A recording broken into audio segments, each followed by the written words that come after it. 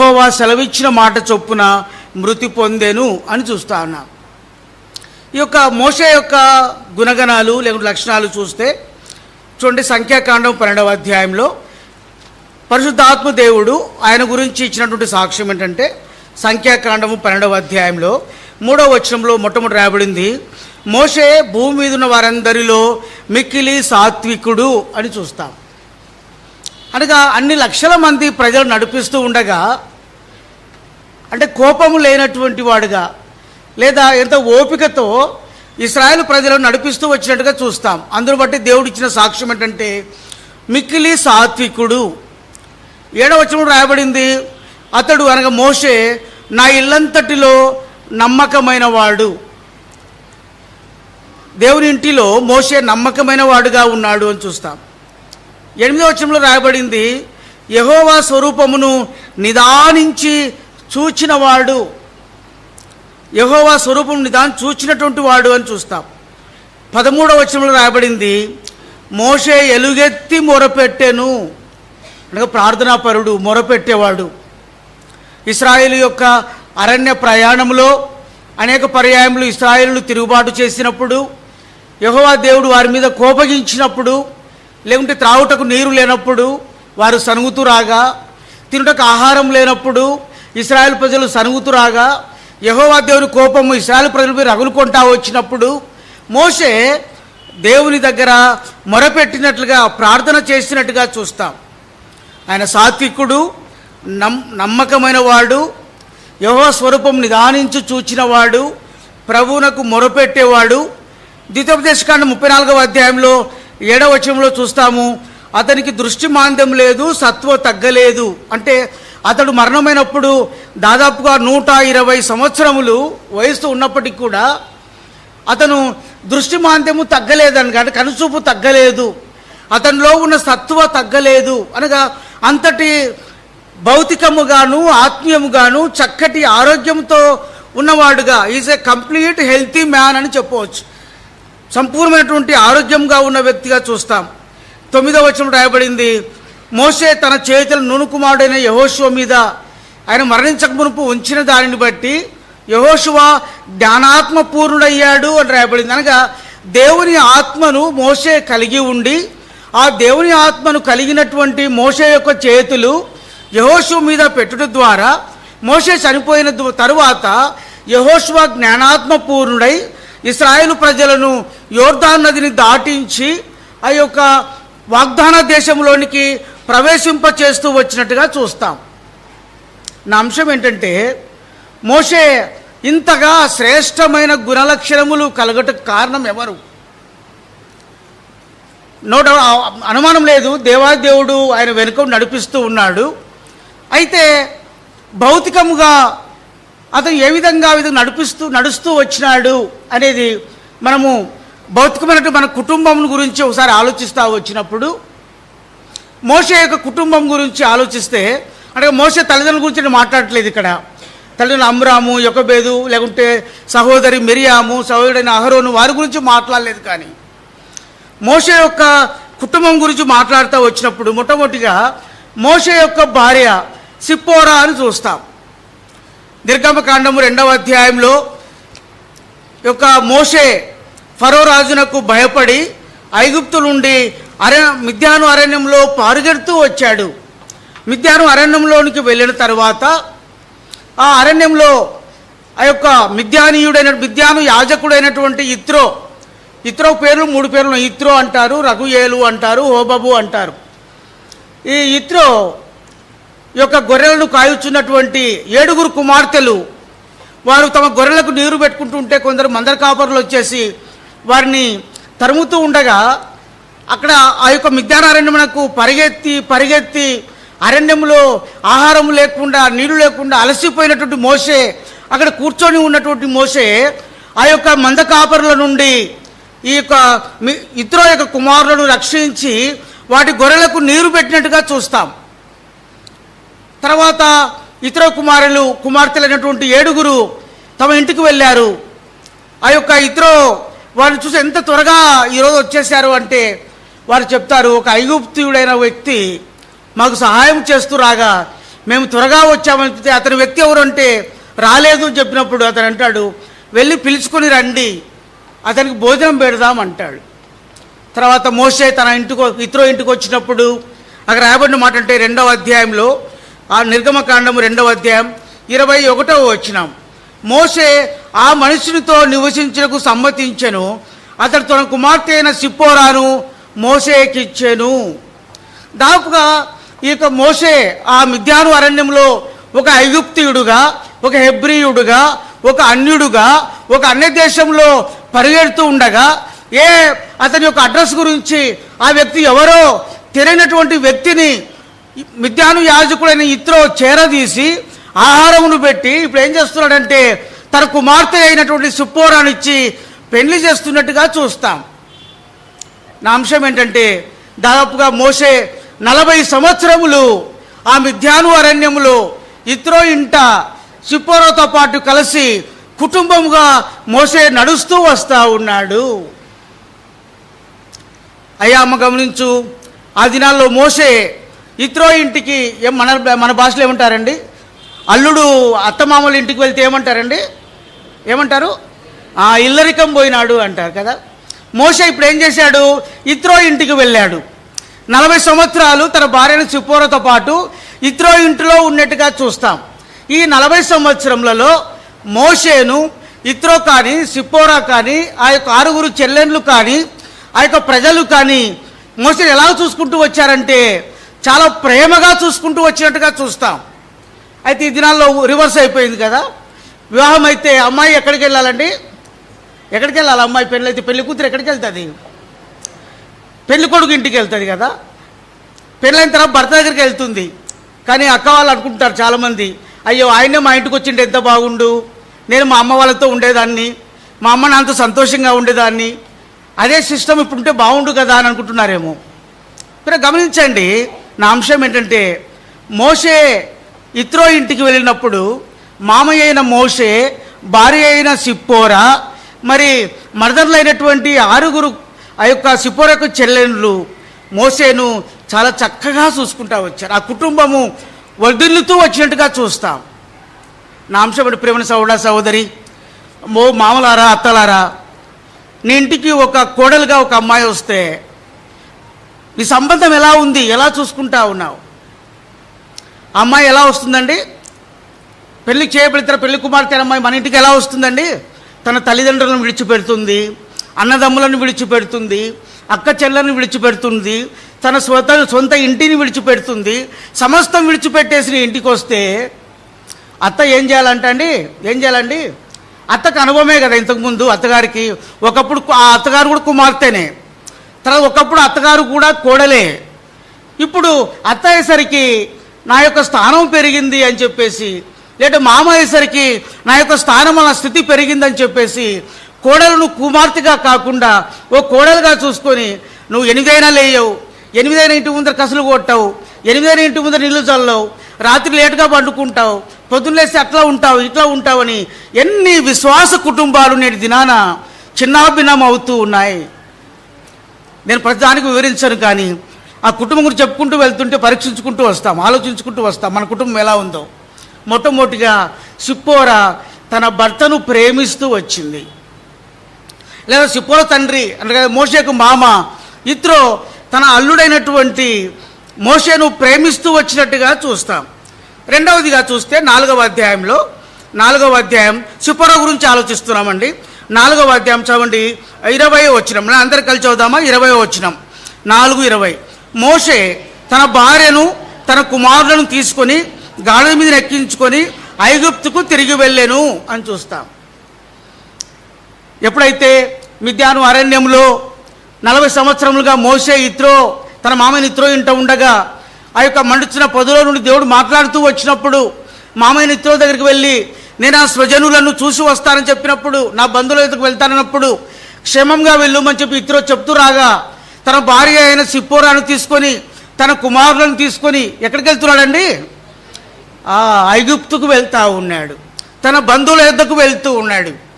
అప్పుడు సిప్పోరా అనలే, ఏమి ఇక్కడ నీకేం తక్కువ అయింది కదండి, ఇక్కడ ఏం తక్కువ అయింది, నిన్ను సరిగ్గా చూసుకోవటం లేదా, నీకు బాగలేదా, ఇక్కడ మన ఐగుప్తుకు వెళ్ళాలా, అని చెప్పి కోడలైనటువంటి కూతురైన కుమార్తె అయినటువంటి సిప్పోరా తన తండ్రితో ఎందుకు పంపిస్తావు నాన్న అని చెప్పలే, లేదా తన భర్త అయిన మోషే గారితో ఎందుకు వెళ్తావు అని చెప్పలే. ఆమె ఏం చేసిందటండి, తన కుమారులను తీసుకొని తన భర్త మాటకు లోబడి ఎక్కడికి వెళ్ళాలని చెప్పాడో అక్కడికి ఆమె క్షేమంగా వెళ్ళినట్టుగా చూస్తాం. రెండవదిగా సిప్పోరా తన భర్త మాటకు లోబడి వెళ్తూ వచ్చినట్టుగా చూస్తున్నాం. ఇదే 4వ అధ్యాయంలో 3వదిగా చూస్తే 25వ వచనం నేను చదువుతున్నానండి. 25వ వచనం, సిప్పోరా వాడిగల రాయి తీసుకొని తన కుమారునికి సున్నతి చేసి అతని పాదముల యొద్ద అది పడవేసి, నిజంగా నీవు నాకు రక్త సంబంధమైన పెనిమిటి వైతివని అంతటా ఆయన అతన్ని విడిచెను అని చూస్తాం. ఇక్కడ మోషే సిప్పోరా కుమారులు ఐగుప్తు నుండి మిద్యానం నుండి ఐగుప్తులకు ప్రారంభమై వెళ్తూ ఉంటే ఒక సత్రంలో ఉండగా యెహోవా దేవుడు ఎదురుగా వచ్చాడంట. ఎందుకంటే మోషే తన కుమారులకు సున్నతి చేయలేదు కనుక మోషేను చంపుట కొరకై దేవుడు వచ్చాడని రాయబడింది. అప్పుడు సిప్పోరా ఏం చేస్తుందంటే తన భర్త పక్షముగా సర్వాధికారి దేవుని ఎదుట అడ్డం పడేదిగా ఉంది. ఒక 10 రాత్రి తీసుకొని తన కుమారుని గెర్షోంకి ఏం చేస్తుందంటే సున్నతి చేసెను. చూడండి 25వ వచనంలో, వాడిగల రాయి తీసుకొని తన కుమారునికి సున్నతి చేసి అని రాయబడింది. అనగా తన కుమారునికి సున్నతి చేయడం ద్వారా ఇప్పుడు అంటది, నీవు నాకు రక్త సంబంధమైన పెనిమిటి వైతివి. ప్రేమసాడు గమనించండి, ఆదికాండం 17వ అధ్యాయంలో దేవుడు అబ్రాహాముతో చెప్పాడు, నువ్వు నీ కుమారులు సున్నతి చేయించబడాలా, అది నిత్య నిబంధన. ఎప్పుడైతే సున్నతి చేయడం ద్వారా రక్తము చిందించడం ద్వారా అప్పుడు శరీర సంబంధమైనటువంటి బాంధవ్యము నాకు ఏర్పడుతుంది. కనుక ఇశ్రాయేలు ప్రజల ప్రతి ఒక్కరూ కూడా సున్నతి పొందవలెను అన్నప్పుడు అక్కడ అబ్రహాము సున్నతి చేయబడిన వాడే. తక్కువ ఇస్మాయిల్కు సున్నతి చేశాడు. తర్వాత ఇస్సాకు జన్మించినప్పుడు ఇస్సాకుకు సున్నతి చేశాడు. వారు ప్రయాణమైపోతూ వచ్చినట్టుగా చూస్తాం. మోషే జీవితంలో చూస్తే యెహోషువ గ్రంథం 5వ అధ్యాయం 5వ వచనంలో ఐగుప్తు నుండి బయలుదేరిన ఇశ్రాయేలు అందరూ కూడా సున్నతి పొందిన వారే. అయితే అరణ్యంలో జన్మించిన వారు మాత్రము సున్నతి పొందలేదు కనుక యెహోషువ వారికి వాగ్దాన భూమిలో సున్నతి చేసినట్టుగా చూస్తాం. అనగా ఐగుప్తులో నుండి బయలుదేరిన వారందరూ సున్నతి పొందిన వారంటే అర్థం ఏంటంటే మోషే కూడా ఐగుప్తుడు బయలుదేరారు కనుక మోషే సైతము సున్నతి పొందాడు. 3వ అంశం ఏంటంటే సిప్పోరా దేవుని యొక్క ఖడ్గము నుండి, దేవుని యొక్క ఎడబాటు నుండి తనను భర్తను రక్షించుకున్నటువంటి స్త్రీ కనుక మోషే తన భార్య ద్వారా దేవుని చేతిలో నుండి రక్షించబడినట్టుగా చూస్తూ వస్తాం. 4వదిగా చూస్తే నిర్గమకాండము 18వ అధ్యాయంలో 18వ అధ్యాయం 2వ వచనం, మోషే మామయ్య అయిన ఆ యిత్రో తన యొద్దకు పంపబడిన మోషే భార్య అయిన సిప్పోరాను ఆమె 2 కుమారులను తోడుకొని వచ్చాను అని చూస్తాం. అనగా ఐగుప్తులో ఉన్నప్పుడు, ఐగుప్తులో ఈ నిర్గమము ఎక్సోడస్ కార్యక్రమం జరుగుతూ వచ్చినప్పుడు మోషే ఏం చేశాడంటే తన భార్య అయిన సిప్పోరాను తన కుమారుని ఎక్కడేం చేశాడంటే మరి మిద్యానికి పంపిస్తూ వచ్చినాడు. తన మామయ్యని ఇత్రో ఇంటికి పంపిస్తూ వచ్చినట్టుగా చరిత్రకారులు రాస్తూ ఉన్నారు.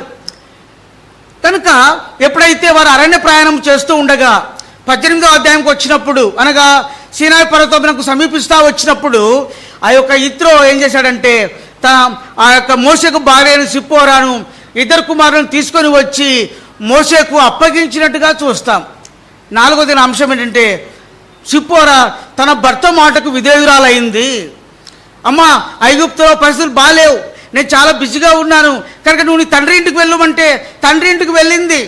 తర్వాత ఆ అరణ్య ప్రాయంలో తండ్రి అయిన యిత్రో మోషే తీసుకొని వస్తూ ఉంటే ఎందుకు నన్ను ఇక్కడే ఉంటా అని చెప్పలా, తండ్రికి లోబడి తన భర్త దగ్గరికి వచ్చింది.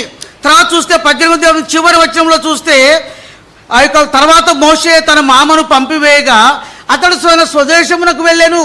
అనగా యిత్రో వెళ్ళాడు కానీ అక్కడ సిప్పోరా కుమారులు అయితే అక్కడే నిలబడ్డారు. అనగా సిప్పోరా తన భర్త అయిన మోషేతో ప్రయాణము చేయుటకు ఆమె ఇష్టపడినట్టుగా చూస్తాం. అని గమనించండి. అంశం ఏంటంటే మోషే దేవుని సన్నిధిలో దేవుని యొక్క మాట చొప్పున ఇశ్రాయేలు ప్రజలు నడిపించిన కొరకై సాత్వికుడుగా, నమ్మకమైన వాడుగా, యెహోవా స్వరమును చూచేవాడిగా, యెహోవా యందు మొరపెట్టేవాడిగా, ఆ యొక్క దేశంలో ఇశ్రాయేలులో అతని ప్రవక్త కూడా లేనటువంటి ప్రవక్తగా అతను జీవిస్తూ వచ్చాడంటే కారణం ఏంటంటే మొదటిగా తన భార్య అయినటువంటి సిప్పోరా యొక్క సహకారం ఉంది. కడుపురిమైన సహోదరి, నీ భర్త మందిరంలో పరిచయం చేస్తూ ఉన్నాడంటే how far you are cooperative your husband. నీ భర్తతో నువ్వు ఎంతవరకు సహకారం అందిస్తూ ఉన్నావు? అయ్యా స్వార్థ లేదు, ఏం లేదు, చర్చి లేదు, ఏం లేదు, ఇంట్లో కూర్చో, ఈరోజు లేకుంటే పాప బర్త్డే ఉంది, హోటల్కి వెళ్దాం, లేదంటే సినిమాకి వెళ్దాం, అక్కడికి వెళ్దాం, లేదా నా ఫ్రెండ్ యొక్క బర్త్డే ఉంది, అక్కడికి వెళ్ళాలి, మందిరం అక్కర్లేదు అదని చెప్పేసి ఆయన పరిచర్యకు ఆటంకంగా ఉన్నటువంటి విశ్వాస స్త్రీలు ఎంతోమంది దినాల్లో ఉన్నారు. సిప్పోరా మోషేకు సంపూర్ణమైనటువంటి సహకారం అందిస్తూ వచ్చినట్టుగా చూస్తాం. కానీ మన కుటుంబాల్లో, ముఖ్యంగా విశ్వాస కుటుంబాల్లో భార్య భర్తకు, భర్త భార్యకు ఒకరినొకరు సహకరించుకుంటూ దేవుని పరిచర్యలో సాగవలసిన వారంగా ఉన్నాం. రెండో వ్యక్తిని చూస్తే మనం చూసే కదా, సిప్పోరా యొక్క తండ్రి, మోషే యొక్క మామ, ఏం పేరండి? ఇత్రో అని చూస్తున్నాం. ఇత్రో అంటారు, రఘుయేలు కూడా అంటారు. ఈ ఇత్రో యాక్చువల్గా చూపిస్తే ఇథియోపియుడు అనే ఇత్రో మిద్యానుకు వచ్చాడు.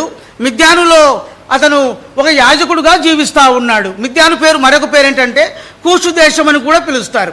కూషు దేశంలో లేదా మిద్యానులో యాజకుడుగా ఉన్నటువంటి ఈ ఇత్రో చూడండి, నిర్గమకాండం 2వ అధ్యాయంలో అతని గుణగణాలు చూస్తే అల్లుడైనటువంటి మోషేకు ఎటువంటి సహకారం అందించేవాడుగా ఉన్నాడు. మనము మన అల్లుళ్ళకు కానివ్వండి, మన కోడళ్ళకు కానివ్వండి, అత్తామామలముగా మన సహకారం ఎలా ఉందో దేవుని యొక్క పరిచర్యలో పరీక్షించుకోవాలి. చూడండి 2వ అధ్యాయంలో 19వ వచనం కలిసి చదువుదామా? 2వ అధ్యాయం 19వ వచనం చదవండి. అందుకు వారు, ఐగుప్తీయుడొకడు మంద కాపరుల చేతిలో నుండి మమ్మను తప్పించి వడిగా నీళ్లు చేది మన మందకు పెట్టెననగా అతడు తన కుమార్తెలతో, అతడెక్కడ? ఆ మనుషుని ఎలా విడిచి వచ్చి తిరిగి భోజనమునకు అతను పిలుచుకొని రండి అనెను. మొట్టమొదటిగా మోషే మామయ్యని ఇత్రో దయాహృదయము కలిగిన వాడు. ఒక అన్యుడు, ఒక అన్య దేశం నుండి వచ్చిన వాడు, ఆ వ్యక్తి ఎవరో తెలీదు, ఆ వ్యక్తి పుట్టుపూర్వత్రాలు తెలీదు, ఆ వ్యక్తి యొక్క తల్లిదండ్రులు ఎవరో తెలీదు, ఆ వ్యక్తి కులం ఏంటో తెలీదు, ఆ వ్యక్తి గోత్రం ఏంటో తెలీదు, ఆ వ్యక్తి యొక్క మతం ఏంటో తెలీదు. అయినప్పటికీ కూడా తన కుమార్తెలకు సహాయం చేసిన దాన్ని బట్టి అతను పిలుచుకొని రండి, అతనికి భోజనం పెడదామని చెప్తా ఉన్నాడు. మొట్టమొదటిగా మోషే యొక్క మామ అయినటువంటి ఇత్రో ఎటువంటి హృదయం గలవాడంటే దయాహృదయము కలిగిన వాడు. రెండవదిగా ఇదే అధ్యాయంలోనే 21వ వచనం నేను చదువుతున్నాను. మోషే ఆ మనిషితో నివసించుటకు సమ్మతించెను, అతడు తన కుమార్తెను సిప్పోరాను మోషేకి ఇచ్చెను. ఇక్కడ మోషేకును ఇత్రోకును మధ్య కొంత సంభాషణ, ఆ సంభాషణను బట్టి మోషే ఏం చేశాడంట? సమ్మతించాడంట. అనగా మోషే యొక్క సమ్మతి లేకుండా, మోషే యొక్క ఇష్టం లేకుండా ఇత్రో ఏ కార్యము చేయటం లేదని అర్థమవుతుంది. కాబట్టి మామయ్య అయిన మోషే తన అల్లుడుగా పిలువబడుతున్నటువంటి మామయ్యని ఇత్రో అల్లుడుగా పిలువబడే మోషే పక్షముగా తన యొక్క ఇష్టాన్ని, తన సమ్మతిని తీసుకొని ఇప్పుడు ఏం చేస్తున్నాడంటే తన కుమార్తెనిచ్చి పెళ్లి చేస్తున్నట్టుగా చూస్తాం. రెండవదిగా మోషేతో అతను సమ్మతించబడిన వాడు అని చూస్తాం. సమ్మతి లేకుండా ఇద్దరు మనుషులు కూడి నడుచుట. చదవండి ఆమోస్ గ్రంథం 4వ అధ్యాయం.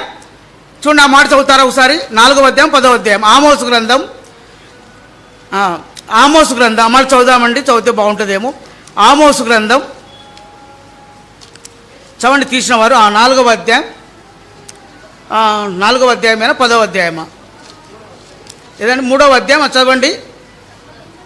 ఎన్నో వచ్చినామండి? 3వ వచనం రైట్ చదవండి. సమ్మతింపకుండా ఇద్దరు కూడి నడుతురా అని చూస్తాం కదా. అంటే ఇద్దరి పక్షంగా సమ్మతి ఉంటే తప్ప ఇద్దరు కూడి నడుచుట అసాధ్యము అని దాని భావం. కనుక ఇప్పుడు ఇత్రో మోషే ఒకరినొకరు సమ్మతించుకున్నారు. సమ్మతించుకునే దాన్ని బట్టి ఇత్రో తన కుమార్తె అయిన సిప్పోరానిచ్చి మోషేకు వివాహం చేసినట్టుగా చూస్తాం. రెండవదిగా చూస్తే మూడవదిగా 4వ అధ్యాయంలో 4వ అధ్యాయం 18వ వచనం 4వ అధ్యాయం 18వ వచనం 18వ వచనం నేను చదువుతున్నానండి. 18వ చివరి భాగం. ఇత్రో క్షేమముగా వెళ్ళుమని మోషేతో అనెను. మోషే మామయ్య ఇత్రోతో అంటున్నాడు, అయ్యా మేము నా బంధువుల యొద్దకు, మన ఐగుప్తులో ఉన్న నా బంధువుల యొద్దకు మరలా పోయి వారు ఇంకా సజీవులై ఉన్నారేమో చూచేదనని చెప్పినప్పుడు ఇత్రోకు మోషేకు సమ్మతి ఉంది కనుక అతను చెప్పిన మాట ఏంటంటే క్షేమముగా వెళ్ళుము. మనమైతే ఏం చేస్తామండి, అత్తమామలు, కోడలు కానీ అల్లుడు కానీ, అయ్యే కోడలు వచ్చేసి మామగారు అంటే అత్తగారు మా పుట్టింటికి పోయి వస్తా అంటే ఏమంటారండి? ఏమంటారు చెప్పాలా? అక్కగారు బాగా చెప్తారు. ఏమంటారండి? వెంటనే సమ్మతించాం. ఏం తక్కువైంది నీకు ఇక్కడ, ఏమంత అవసరమా, మళ్ళీ పోదులే అన్నట్టుగా అనేక వాయిదాలు వేస్తూ వస్తాం. మనకి ఇష్టం పడదు పంపడానికి. ఎందుకంటే ఇక్కడ ఇంట్లో ఇక్కడ ఉన్నటువంటి అంతా వాళ్ళ అమ్మనానికి చెప్తుందని, లేదంటే అల్లుడిని పంపిస్తే ఇక్కడంతా చెప్తాడని చెప్పి ఎవరు పంపం, ఇష్టపడం. కానీ ఇత్రో ఏమన్నాడండి, ఏమన్నాడు? క్షేమముగా వెళ్ళుము. ఇటువంటి కుటుంబం ఉంటే, ఇటువంటి అత్తమామలు ఉంటే సంఘంలో ఎంత క్షేమకరమైన ఇల్లు అండి అవి, ఎంత సంతోషకరమైన కుటుంబాలు. అది ఆయన అంటాడు క్షేమముగా వెళ్ళుము అని చెప్తా ఉన్నాడు. తర్వాత నిర్గమకాండము 18వ అధ్యాయంలో, నిర్గమకాండము 18వ అధ్యాయం, ఈ 2 అధ్యాయాలు తిప్పుతూ ఉంటానండి. 8వ వచనం, నిర్గమకాండము 18వ అధ్యాయం 8వ వచనంలో మోషే దగ్గరికి, ఆ యొక్క సీనాయి పర్వతం దగ్గరికి మోసే వాళ్ళు వచ్చినప్పుడు, అక్కడ ఇత్రో తన కుమార్తెని సిప్పోరాతో కుమారులతో అక్కడికి వచ్చినప్పుడు మోషే ఏం చేశాడు? చాలా బిజీగా ఉన్నాడు. ఇశ్రాయేలు ప్రజల యొక్క వాద్యములు తీరుస్తూ ఉదయం నుండి సాయంకాలం వరకు వారి వ్యాజ్యములు తీరుస్తూ బిజీగా ఉండగా మోసే డైరెక్ట్గా వెళ్ళలే లోపలికి. మోసే దగ్గరికి ఇత్రో వర్తమానం పంపాడు. ఓ మోసే గారు, నీ మామయ్యని ఇత్రో, నీ భార్యని సిప్పోరా, 2 కుమారులు మేము వచ్చామని వర్తమానం పంపాడు. వర్తమానం పంపినప్పుడు వాళ్ళు రమ్మని చెప్పినప్పుడు వీరు ఇత్రో వెళ్ళి మోసేని కలుసుకొనగా 2 గుడారంలోకి వెళ్ళారు. గుడారంలోకి వెళ్ళినప్పుడు ఐగుప్తులో దేవుడు చేసిన కార్యములు, ఐగుప్తు దాటిన తర్వాత అరణ్యంలో దేవుడు చేసిన కార్యములు ఆ యొక్క మోషే ఇత్రోకు వివరిస్తూ ఉండగా ఇత్రో బహు సంతోషించాడంట. చూడండి మాట 9వ వచనం చదువుదామా? అందరూ కలిసి చదువుదాం. యెహోవా ఐగుప్తీయుల చేతిలో నుండి విడిపించి ఇశ్రాయేలీయులకు చేసిన మేలంతటిని గురించి ఇత్రో సంతోషించెను. కదండి, అల్లుడు కోడలు చేసిన కార్యములను బట్టి అత్తమామ సంతోషిస్తే ఎంత బాగుంటుంది. ఏమంటావండి? భలే చేసినవులే అంటావు. నువ్వేనా చేసేది? మా కొడుకు చేస్తాడు, మా కూతురు చేస్తుంది అంటాం. ఒకవేళ అట్లా కోడలతో అల్లుడితో వాళ్ళు చేసిన కార్యాల గురించి చెబుతూ ఉంటే, వారు చేసిన గొప్ప కార్యం చెబుతుంటే వారితో పాటు కలిసి సంతోషించి అత్తమామలు సంఘంలో ఉంటే ఎంత సంతోషమైన కుటుంబాలు ఉంటాయి. ఇత్రో ఏం చేశాడంటండి? ఏం చేశాడమ్మా? సంతోషించాడంట. సంతోషించి ఏం చేశాడంటే ఆ యొక్క ఇత్రో మోసే చేస్తున్న పనులన్నీ చూశాడు. ఉదయం నుండి సాయంకాలం వరకు మోసే కూర్చొని వ్యాజ్యము తీరుస్తుంటే ఇజ్రాయేల్ ప్రజలందరూ నిలబడి ఉన్నారంట. అప్పుడు ఇత్రో చూసి ఏమన్నాడు? ఒక సలహా చెప్తా అన్నాడు, ఒక ఆలోచన చెప్తా అన్నాడు. ఆలోచన ఏంటంటే, ఎంతవరకు నువ్వు కూర్చోంటే రోజంతా ఇసాపటి నిలబడి ఉండాలి కదయ్యా, అది సరైనది కాదు. కాబట్టి కొందరిని న్యాయాధిపతులు నియమించు, వారు నియమించిన తర్వాత వారు తీర్పు తీరుస్తారు. నువ్వు కాబట్టి కొన్ని పెద్ద అయినటువంటి వ్యాజ్యం నీ దగ్గరకు వస్తే సరిపోతుంది అని చెప్పాడు. చెప్పి ఒక మాట అంటాడు. చూడండి, ఆ మాట చదువుదామా? ఈ మాట అనేటువంటి అత్తమామల సంఘాల్లో ఉంటే చాలా మంచిది. చూడండి 23వ వచనం కలిసి చదువుదామా? 23వ వచనం, దేవుడు ఈలాగు చేయుటకు నీకు సెలవిచ్చిన యెడల నీవు ఈ పని చేయొచ్చు, దాని భారము సహింపగలవు. ఈ అత్తమామలు ఇత్రో ఏమన్నాడంటే, నేను చెప్పినట్టు చెయ్యి అని చెప్పలే కదండి, నేను ఏం చెప్తే చేయరా అనిలే, చేస్తావా లేదా అనిలే. ఏమన్నాడండి? దేవుడు ఈలాగు చేయుటకు నీకు సెలవిచ్చిన యెడల అలాగు చేయము. ఎంత ఆత్మీయమైనటువంటి మామగారండి, ఎంత చక్కటి సహకారం ఇచ్చే మామగారండి ఇత్రో గారు. ఆయన అంటాడు, దేవుడు నీకు సెలవు ఇచ్చినాడలా నువ్వు అలాగూ చేయము, అప్పుడు నీకు భారం తగ్గుతుంది అన్నప్పుడు మోసే అలాగూ చేస్తూ వచ్చినట్టుగా చూస్తాం. కనుక మన కుటుంబాల్లో, ముఖ్యంగా అల్లుళ్ళు కోడళ్ళు ఉన్నటువంటి కుటుంబాల్లో దేవుడు నీకు ఈ విధంగా దేవుడు సెలవిస్తే చేయమ్మా అంటే నువ్వు ప్రార్థన చేసుకో. పుట్టింటికి వెళ్ళాలా, మీ అమ్మ నాన్న దగ్గరికి వెళ్ళాలా, నువ్వు ప్రార్థన చేసుకోమ్మా. ఒకవేళ దేవుడికి సెలవిస్తే నువ్వు వెళ్ళు అని చెప్తే ఎంత బాగుంటుంది. ఎంతమందికి చెప్తాం అట్లా? నేను చేయతం చూపించనులేండి, ఎందుకంటే దొంగగా చేతులు ఎత్తాం కదండి. చాలా కుటుంబాల్లో మనకి ఏది తోస్తే సలహా ఇస్తాం, కానీ దేవుని పైన ఆధారపడం. ఒక మిద్యాను యాజకుడైనటువంటి ఇత్రో దేవుడు ఏం సెలవిస్తే ఆ పని చేయమని చెప్తా ఉన్నాడు. ఆ భారమైనటువంటి మిక్కిలి భారమైన పని తగ్గించుకో అని మోషేకి సెలవిస్తూ ఉన్నాడు. మోషే తన మామ చెప్పిన ఆలోచన విలువైనదిగా ఆయనకు చేయబడుతూ వచ్చింది. అటువంటి ఇత్రో లాంటి అత్తామామలు మన సంఘాల్లో ఉండాలి, మన కుటుంబాల్లో అటువంటి అత్తామామలు ఉంటే ఎంత సంతోషం. మూడవదిగా, ఇప్పుడు భార్యను చూసాము, మామను చూసాము, అంటే వీరందరి సహకారాన్ని బట్టి మోషే బహుధైర్యముగా కొన్ని లక్షల మంది ఇశ్రాయేలు నడిపిస్తూ ఉన్నాడు. వారు ఆటంకంగా లేరు, భార్య కానీ అత్తమామలు కానీ మోషేకు ఆటంకంగా లేరు అనేది నా అంశం. మూడవదిగా కుమారుల గురించి చూద్దాం రండి. నిర్గమకాండము 2వ అధ్యాయం, నిర్గమకాండము 2వ అధ్యాయం 22వ వచనం నేను చదువుతున్నానండి. ఆమె ఒక కుమారుని కలిగినప్పుడు మోషే, నేను అన్య దేశంలో పరదేశిని ఉంటున్నాను అనుకుని వానికి గెర్షోము అని పేరు పెట్టాను. గెర్షోము అనగా పరదేశి. మొట్టమొదటి కుమారుడు పుట్టాడండి మోషేకు. ఎక్కడ పుట్టాడండి? మిద్యాను అరణ్యంలో ఇత్రో యొక్క ఇంట పుట్టాడు. కనుక మోషే అంటా ఉన్నాడు, అయ్యా నేను అన్య దేశంలో పరదేశిగా ఉన్నాను కనుక దేవుడు నా కుమారుడు ఇచ్చాడు కాబట్టి ఆ కుమారునికి గెర్షోము పరదేశి అని పేరు పెడతా ఉన్నాడు. రెండవ కుమారుడు ఉన్నాడు చూడండి, నిర్గమకాండం 18వ అధ్యాయం. రెండవ కుమారుడు ఎవరు? నిర్గమకాండం 18వ అధ్యాయం 4వ వచనం నేను చదువుతున్నానండి. 4వ వచనం, నా తండ్రి దేవుడు నాకు సహాయమై ఫరో కత్తివాత నుండి నన్ను తప్పించిననుకొని రెండవ వానికి ఎలియేజర్ అని పేరు పెట్టెను. ఎలియేజరు అనగా దేవ సహాయము. చూస్తా ఉన్నాము, దేవుడు నాకు సహాయంగా ఉన్నాడు, ఫరో కత్తివాత నుండి తప్పించాడు, తప్పించి నన్ను నాకు సహాయకరంగా ఉండి నాకు రెండవ కుమారుడు ఇచ్చాడని చెప్పి దేవ సహాయం అని చెప్పేసి ఎలియేజరుని పేరు పెడతా ఉన్నాడు. అనగా మొదటి కుమారుని పేరేమో గెర్షోముని పెట్టాడు, రెండవ కుమారు పేరు ఎలియేజర్ అని పెట్టాడు. మరి ఈ కుమారులు ఎలా ఉన్నారు? మన కుమారులు ఎలా ఉన్నారండి?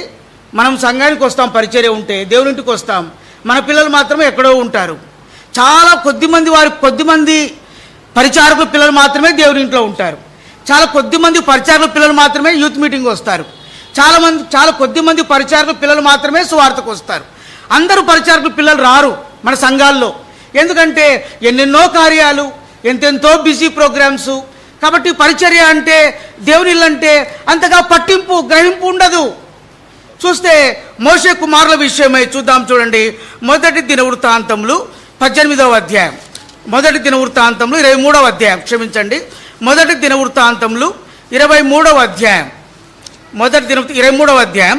మొట్టమొదటిగా ఈ మోషే కుమారులు అనగా గెర్షోము ఎలియాజరులు ఏ వంశమునకు సంబంధించిన వారు, ఏ గోత్రంలో ఎంచబడ్డారు అంటే 23వ అధ్యాయం 14వ వచనం చదవండి ఒకరు. దైవజనుడకు మోషే సంతతి వారు లేవి గోత్రపు వారిలో ఎంచబడిరి. లేవి గోత్రికులు అంటే దేని కొరకు పిలువబడ్డారండి? లేవి గోత్రికులు దేవుని పరిచర్య చేయడానికి పిలువబడ్డారు. దేవుని కుమారులు, లేవి యొక్క కుమారులు ఎవరంటే గెర్షోను, కహాతు, మెరారి. ఈ కహాతు కుమారులు ఎవరంటే అమ్రాము కుమారులు ఎవరంటే అహరోను, మోషే. అహరోను దేవునికి యాజకునిగా పిలువబడితే మోషే నాయకుడిగా పిలువబడ్డాడు. మోషే యొక్క పిల్లలు, మోషే యొక్క సంతానము లేవి గోత్రములో ఎంచబడ్డారు కనుక వారు పరిచారకులై ఉన్నారు దేవుని ఇంట్లో. వారు దేవుని ఏం పరిచయం చేస్తున్నారో చూద్దామా రండి. 26వ అధ్యాయం 24వ వచనం, ఇదే మొదటి దినవృత్తాంతములు 26వ అధ్యాయం 24వ వచనం నేను చదువుతున్నానండి. మోషే కుమారుడైన గెర్షోమునకు పుట్టిన షెబూయేలు బొక్కసము మీద ప్రధానిగా నియమింపబడెను. బొక్కసము అంటే ట్రెజరీ అనగా నగదు ఉన్నటువంటి బొక్కసం. దాని ఇంగ్లీష్లో రాయబడింది ఏంటంటే చీఫ్ ఆఫీసర్ ఆఫ్ ట్రెజరీస్ అని రాయబడింది ఇంగ్లీష్లో. గెర్షోను కుమారులు ఎక్కడ ఉన్నారయ్యా? మోషే సంతతి ఎక్కడ ఉందంటే ఆ యొక్క ట్రెజరీకి చీఫ్ ఆఫీసర్స్ అంట. అంటే బొక్కసమునకు ప్రధానిగా ఉన్నాడు. ప్రధానిగా ఉండి దేవుని ఇంటిలో ఉన్నటువంటి ధనాగారం అంతటికి, దేవుని ఇంట్లో ఉన్నటువంటి బొక్కసమునకు వారు ప్రధానమైనటువంటి చీఫ్ ఆఫీసర్స్గా దేవుని ఇంటిలో సమర్పించుకొని పరిచర్య చేస్తూ ఉన్నారు. ఇంకో కుమారుడు ఎక్కడున్నాడు చూడండి. ఇదే అధ్యాయంలో 25 నుంచి 27 వరకు రాయబడింది. 27వ వచనం చివరి భాగంలో బొక్కసములకు షెలోమీతును వాని సహోదరులు కావలి కాయువారైరి. 25 మొదటి వచనంలో ఎలియేజరు సంతతి వారు అనగా రెండో కుమారుడైనటువంటి ఎలియేజరు యొక్క సంతతి వారు ఎక్కడ ఉన్నారంట బొక్కసమునకు కావలివారు. They are in charge of treasuries. దేవుని ఇంట్లో ఉన్నటువంటి ధనాగారమునకు ఇన్ఛార్జులుగా ఉన్నారంట. అంటే మోషే దేవుని ప్రజలను నమ్మకంగా నడిపిస్తే మోషే కుమారులు, మోషే సంతానము వారు, మోషే యొక్క కుటుంబస్తులు దేవుని ఇంటిలో ఉన్నటువంటి ధనగారమునకు ఇన్ఛార్జీలుగా ఉంటూ, ఆ ధనగారమునకు చీఫ్ ఆఫీసర్స్గా ఉంటూ దేవుని ఇంటిలో పరిచర్య చేస్తూ ఉన్నారు మోషే యొక్క కుమారులు అని చూస్తాం. ఎంత ధన్యకరమైనటువంటి ఆ యొక్క ఉద్యోగం చేస్తూ ఉన్నారండి, పరిచర్య చేస్తున్నట్టు దేవుని ఇంటిలో. మన పిల్లలు ఎక్కడ ఉన్నారు? మనం నమ్మకమైన వారమే. There is no doubt we are the faithful persons in the last house. దేవుని ఇంటిలో మనము చాలా నమ్మకమైన వారమే. But what about our family members? What about our children? మన పిల్లలు, మన కుటుంబముగా మనము దేవుని పనిలో పాలు పొందుతున్నామా? మోషే యొక్క సంతానము దేవునింట్లో ధనాగారముల పైన ఇన్ఛార్జీలుగా ఉంటూ, ధనాగారం పైన చీఫ్ ఆఫీసర్స్గా ఉంటూ పరిచయం చేస్తూ ఉన్నారు. తర్వాత ఒక కుమారుడు ఎట్లా చేశారు తెలుసునా? రండి, న్యాయాధిపతుల గ్రంథం 18వ అధ్యాయం. ఒక కుమారుడు ఏమైపోయాడంట, ఏం పని చేస్తున్నాడంట? గెర్షోము కుమారులు మరి ఆ యొక్క ట్రెజరీస్ పైన ముఖ్యమైన వారు మాత్రమే కాదు కానీ న్యాయాధిపతులు 18వ అధ్యాయం 30వ వచనం అందరు కలిసి చదువుదామా? న్యాయాధిపతుల గ్రంథం 18వ అధ్యాయం 30వ వచనం అందరు కలిసి చదువుదాం. Page number 216. దానియులు చెక్కబడిన ఆ ప్రతిమను నిలుపుకొనిరి.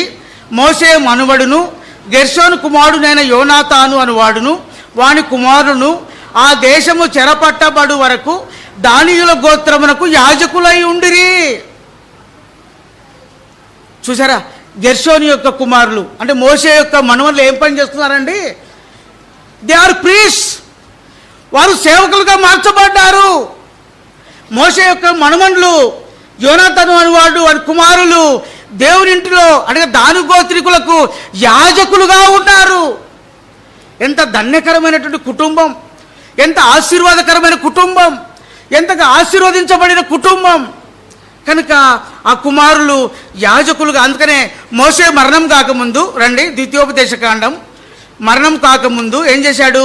33వ అధ్యాయం, ద్వితీయోపదేశకాండం 33వ అధ్యాయం. ఆయన మరణం కాకముందు ఇశ్రాయేలు గోత్రికులకు దీవిస్తూ 8వ వచనంలో లేవీని గురించి దీవించాడు. లేవీ గోత్రికులను దీవించాడు. లేవీ గోత్రంలో ఎవరున్నారు? మోషే యొక్క సంతానం వారు లేవీ గోత్రంలో ఎంచబడ్డారు. కనుక వారిని కూడా తన సంతానమును, తర్వాత కుమారులను మనమనులను మోషే దీవిస్తూ వచ్చినాడు. తర్వాత గెర్షోను యొక్క కుమారుడైనటువంటి యోనాతాను యొక్క కుమారులు వారు ఏం చేశారు? దాని గోత్రికులకు యాజకుడుగా ఉండగా చూడండి 22వ వచనంలో దానిని కూడా మోషే దీవిస్తూ వచ్చినట్టుగా చూస్తాం. ఒక తాత అయినటువంటి మోషే తను చనిపోతున్నాడని తెలిసినప్పుడు తన యొక్క ఇశ్రాయేలు గోత్రికులను దీవిస్తూ తన కుమారులను, తన సంతానమును, తన మనమనులను అందరినీ కూడా మోషే దీవించి ఆయన పరమునకేగుతూ వచ్చినాడు. ఎంత చక్కని దీవెనకరమైనటువంటి జీవితం మోషే కలిగి ఉన్నాడు. ఎంత చక్కటి ఆశీర్వాదకరమైన మరణాన్ని మోషే కలిగి ఉన్నాడు చూస్తూ ఉన్నాం. ఆ విధంగా వారు ఏం చేశారంటండి? వారు యాజకులుగా ఉన్నారు, దేవునిలో పరిచారకులుగా ఉన్నారు మోషే కుటుంబం. ఇప్పుడు ఎవరెవరు చూసామండి? మోషే లక్షణాలు చూసాం, మోషే ఎట్లా పరిచయం చేశాడో చూసాం, మోషే భార్య సిప్పోరా ఎలా ఉందో చూసాం, మోషే మామ ఆ కుటుంబంలో ఎలా ఉన్నాడో, దైవికంగా ఎలా ఉన్నాడో చూసాం, మోషే కుమారు ఎలా పరిచయం చేస్తూ ఉన్నాడో చూసాం. కనుక మోషే కుటుంబం అంతా కూడా దేవుని సేవిస్తూ ఉండగా, దేవుని పరిచయం చేస్తూ ఉండగా దేవుడు మోషేతో అంటాడు ద్వితీయోపదేశకాండం 32వ అధ్యాయంలో, అహరోను మృతి పొంది స్వజనులతో చేరినట్లుగా నీవు ఎక్కబోతున్న కొండ మీద నీవు మృతి పొంది నీ స్వజనులతో చేరుతావు. కనుక 34వ అధ్యాయంలో నెబో శిఖరం మీదకి మోషేను తీసుకొని వెళ్ళి ఆయన ఆ యొక్క వాగ్దాన దేశం అంతటి కూడా సమస్తమును కళ్ళారా చూడమని చెప్పి మోషేకు చూపించి ఆ యొక్క మోయాబు దేశంలో బెత్లెహేము ఎదుట ఉన్నటువంటి లోయలో మోషే మృతి పొందితే దేవుడే, నా అంశం గమనించాలా, దేవుడే మోషే మృతి పొందగా ఏ మానవుడు మోషేను సమాధి చేయలేదు. ఏ మానవుడు, ఏ రక్త మాంసములు, ఏ శరీర మాంసములు మోషేను పాతిపెట్టలేదు. కానీ దేవుడే పరము నుండి దిగివచ్చి మోషే పక్షముగా బాధ్యత వహించి ఆ లోయలో మోషేను పాతిపెట్టెను. ఇప్పుడు ఒక ప్రశ్న, తన తండ్రి లేదా భర్త అయ్యో నెబో శిఖరం మీదకి ఎక్కాడు, యోర్దానికి వెళ్ళాడు, మొయాబుకు వెళ్ళాడు, తిరిగి వస్తాడని చెప్పేసి ఇత్రో చూస్తూ ఉన్నాడు, భార్య అయిన సిప్పోరా చూస్తుంది, పిల్లలు చూస్తూ ఉన్నారు, మనవళ్ళు చూస్తున్నారు. ఒక ఫైన్ మార్నింగ్ ఒకరోజు యెహోషువ వచ్చాడు. వచ్చి మోషే లేడు, మోషే మరణమయ్యాడు, మోషే దేవుని దగ్గర ఉండడానికి వెళ్ళాడు అని చెప్పాడు. ప్రేమ సహోదరి, ఒకవేళ నీ భర్త గురించి, నీ తండ్రి గురించి, మీ తాత గురించి అటువంటి వర్తమానము అకస్మాత్తుగా నీ దగ్గరకు వస్తే వాట్ ఈజ్ యువర్ రెస్పాన్స్? నువ్వు ఏ విధంగా ఫీల్ అవుతావు? నువ్వు ఏ విధంగా ప్రశ్నిస్తావు? సుపరణొచ్చు, ఏంటయ్యా నా భర్త యొక్క దేహాన్ని కూడా చూసుకోవడానికి లేదా? కుమారులు మనమనొచ్చు, అయ్యా మా తండ్రిని మా తాతను కనీసం చివరి చూపైనా మాకు చూపించవా? ఇతరు అనొచ్చు, అయ్యా మా అల్లుడిని ఒక్కసారి మాకు చూపించవా యెహోషువా? ఎంతగా వేదన పడి ఉంటారు, ఎంతగా రొమ్ములు బాదుకుంటారు, ఎంతగా ఏడ్చింటారు అని నువ్వు అనుకొని ఉండవచ్చు. ఇక్కడ ఏడ్చినట్టుగా రాయబల్లా, బైబిల్ వారి గురించి ఏమి రాయబల్లా. నేను అనుకుంటాను మోషే వారిని సిద్ధపరుస్తూ రాగా వారు సిద్ధపడుతూ ఉన్నారు. ఆ యొక్క మోషే మరణమైనప్పుడు ఆయన దేహం సైతము ఎవరికి కనబడలేదు. దేవుడే దిగువచ్చి మోషేను పాతి పెడుతూ రాగా ఆయన సమాధి ఎక్కడుందో ఇప్పటికీ ఎవరికి కూడా తెలీదు. మనకైతే మన భర్త చనిపోతే, మన తండ్రి చనిపోతే, మన తాత చనిపోతే మనం ఏం చేస్తామంటే చక్కగా దేవుని ఇంటికి తీసుకొస్తాం, లేదా మన ఇంటికి తీసుకొని వస్తాం. చక్కగా స్నానం చేయిస్తున్నాం బాడీకి, దేహానికి, బతుకు దేహానికి. వారికి ఇష్టమైన బట్టలు తొడిగిస్తూ ఉన్నాం. వారికి అద్దాలు ఇష్టం అంటే అద్దాలు పెడతాం, వారికి రింగ్ ఇష్టం అంటే రింగు పెడతాం. వారికి ఏమి ఇష్టమో ఆ యొక్క మంచి అందముగా, వెరీ కాస్ట్లీగా, వెరీ ఖరీదైనటువంటి కెఫిన్ బాక్స్ రెడీ చేసి ఆ కెఫిన్ బాక్స్లో వారికి ఇష్టమైనటువంటి వస్త్రములు వేసి ఆ యొక్క కెఫిన్ బాక్స్లో పెట్టి వారు చూస్తూ ఉండగా అప్పుడు 10 సార్లు చూసుకొని రొమ్ములు బాదుకొని ఇక నుంచి నువ్వు మాతో లేవని చెప్పేసి ఏడ్చి ఏడ్చి మందిరంలో నుండి లేకుంటే ఇంటి నుండి స్వార్థ ప్రకటిస్తూ బస్సు వెళ్తుండగా, దేహము ఓపెన్ టాప్లో వెళ్తుండగా, అటు ఇటు ఫ్లెక్సీలు కట్టి ఉండగా మైక్ ద్వారా స్వార్థ చెబుతూ పాటలు పాడుకుంటూ సమాధి శ్రమం తీసుకొని వెళ్ళి అక్కడ సమాధి చేస్తూ ఉంటే మనం విడిచిపోయిన వారి యొక్క పార్థివ దేహాన్ని మన కనులారా చూస్తూ ఉన్నాం. మనమే మన చేతులతో సమాధిలో పెట్టేసి మట్టేస్తాం. మట్టేకపోతే ఏమో చివరి మట్టేనే వేయాలా? ఒరే నువ్వు ఎక్కడ ఉన్నావురా? నువ్వు పనిలో ఉంటే, అక్కడికి బిజీగా ఉంటే త్వరగా రారా, ఆయనను త్వరగా పిలిచండి, అక్కడిని త్వరగా పిలిచండి, ఆ బాబుని త్వరగా పిలిచండి, ఒకవేళ ప్రయాణంలో బంధువులు ఉంటే త్వరగా రండి, చివరి చూపు చూసుకోండి, చివరిగా మట్టన్న వేయండి. కానీ మోషే మామ ఇత్రోకు, సిప్పోరాకు, గెర్షోముకు, ఎలియాజరుకు, మనమనులకు ఆ అవకాశము లేదు.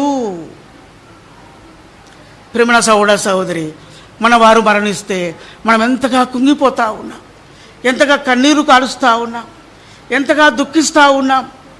కరెక్టే, ఇంతవరకు మనతో పాటు ఉన్నవారు, మన బాగోగులు చూసిన వారు, మన అక్కర చూసిన వారు, మన కష్టం వస్తే, మన కన్నీళ్ళు వస్తే మన కన్నీళ్ళు తుడిచిన వారు, మనం ధైర్యపరిచిన వారు, మనల్ని ఓదార్చిన వారు, ఒక్కసారి అకస్మాత్తుగా మంచి ఆరోగ్యంలోనే ఉన్నవారు హాస్పిటల్ జాయిన్ కాలేదు, ఇంట్లో బాగున్నారు, అప్పుడు చనిపోతే అయ్యా ఇప్పుడు మాతో మాట్లాడాడయ్యా, అయ్యా ఇప్పుడు మాతో మాట్లాడాడు, ఇప్పుడు మాతో టిఫిన్ చేశాడు, ఇప్పుడే బయటికి వెళ్ళాడు, అయ్యా మా భార్య ఇంతవరకు మాతో మాట్లాడింది, సంతోషంగా మాట్లాడింది, ఉన్నట్టుండి వెళ్ళిపోయిందని ఎంతమంది మీ గుండెలు బాదుకొని ఏడుస్తూ ఉన్నాం.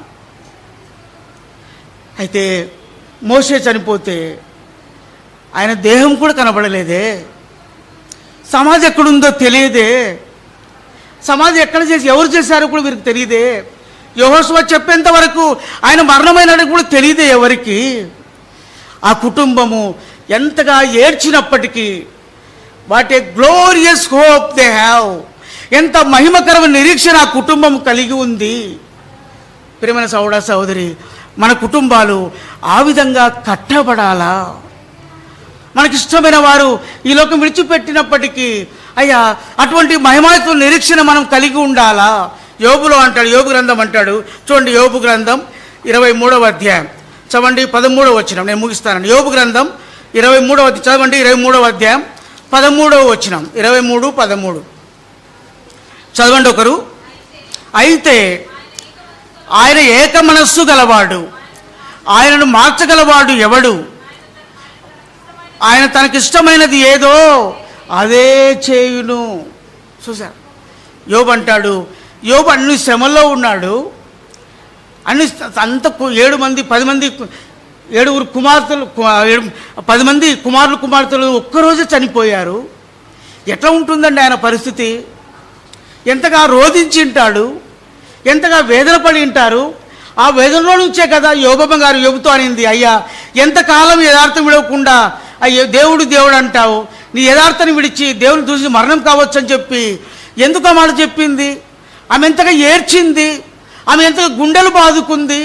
10 మంది చేతికొచ్చిన పిల్లలు తన కళ్ళ ముందరే ఉంటే ఒక్క రోజులో చనిపోతే ఆమె ఎంతగా రోధించి ఉంటుంది. ఆ పరిస్థితుల్లో యోబు అంటాడు, ఏమంటాడండి, ఆయన తనకిష్టమైనది ఏదో అదే చేయును.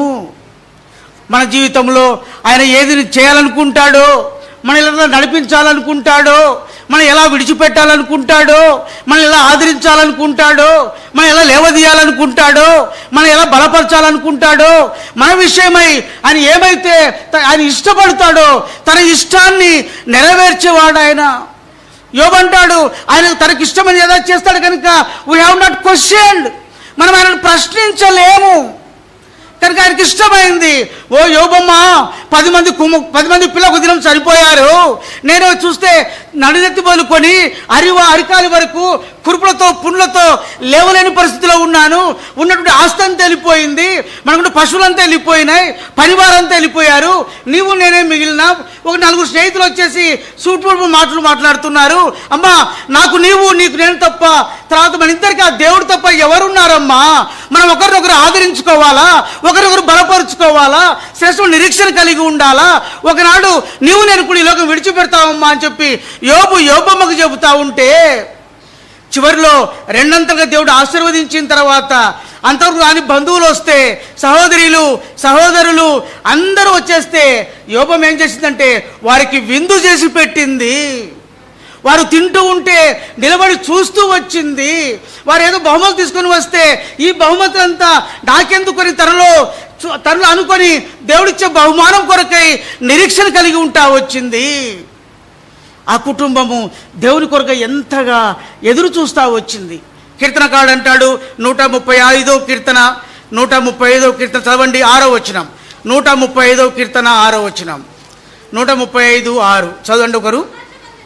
ఆకాశమందును భూమి యందును సముద్రముల యందును మహాసముద్రములన్నిటి యందును ఆయన తనకిష్టమైనదంతయు జరిగించువాడు. చూసారా, ఆయన ఏం చేస్తాడండి? తనకిష్టమైనదంతయు జరిగించేవాడు. అన్నాక నీకు ఇష్టం లేని కోడలు వచ్చిందా మీ ఇంటికి? అన్నాక నీకు ఇష్టం లేని అల్లుడు వచ్చాడా? నీ కూతురు నీకు ఇష్టం లేని వాళ్ళ ఇంటికి తీసుకొచ్చిందా? నీ కొడుకు నీకు ఇష్టం లేని కార్యం చేశాడా? దేవునికి అప్పగించు.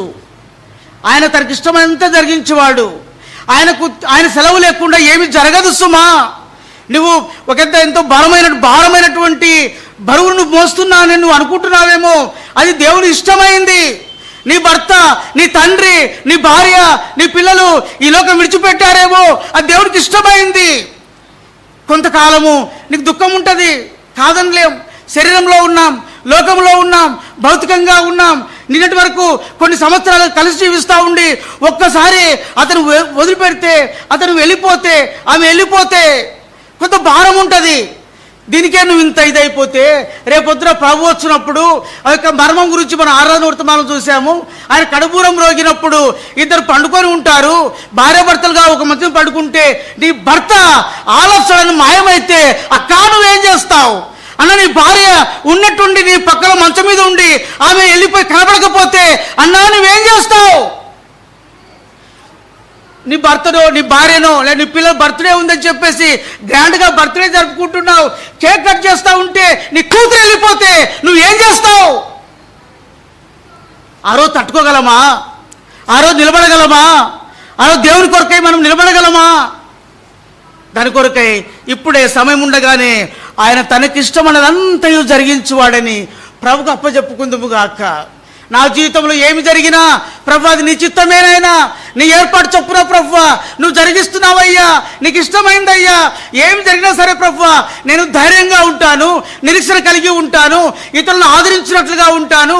ఒకవేళ ఇటువంటి సిచ్యుయేషన్లో ఇటువంటి పరిస్థితుల్లో వెళ్ళేవారిని ధైర్యపరచడానికి కొరకై నా ఇంటిలో నా కుటుంబంలో నీ పరిస్థితి అనుమతించావేమో అని చెప్పి ఆ పరిస్థితులు వెళ్ళే వారిని ధైర్యపరచడం కొరకై దేవుడు నీ జీవితం అనుమతించాడేమో.